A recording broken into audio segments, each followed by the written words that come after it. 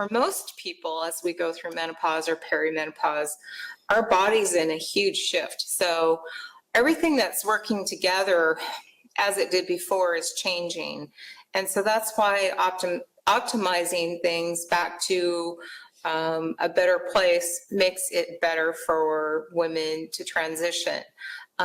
He mentioned sleep. That's huge. If we are sleeping better, then our choices as far as just everyday choices become better, I think, because we think clearer.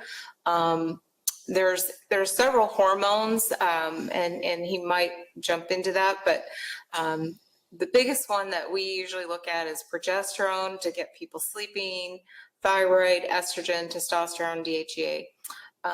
But we have to remember insulin plays a big role in this. And since we're talking about whole food, if we are triggering our insulin's production and our response is not optimal, if we are resistant to our insulin, then all we do is store. So that happens quite regularly with women that are going through menopause, and even men for that matter, for andropauses, or just triggering that insulin to keep being produced. And so then we just keep storing and storing and storing. Storing what?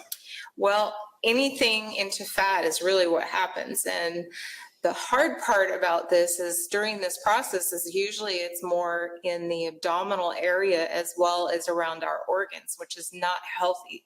That's why it's visceral fat. Right. So that's why it's really something that needs to be addressed, because if you have fat sitting around your organs, like Shawn said, visceral fat, then chronic illnesses and diseases become a part, unfortunately, of your daily existence. And we want to avoid that because we live longer, we feel better, we have, much more quality in our life, and our life expectancy goes up with the less amount of gaining of that type of fat. And definitely a higher quality of life usually.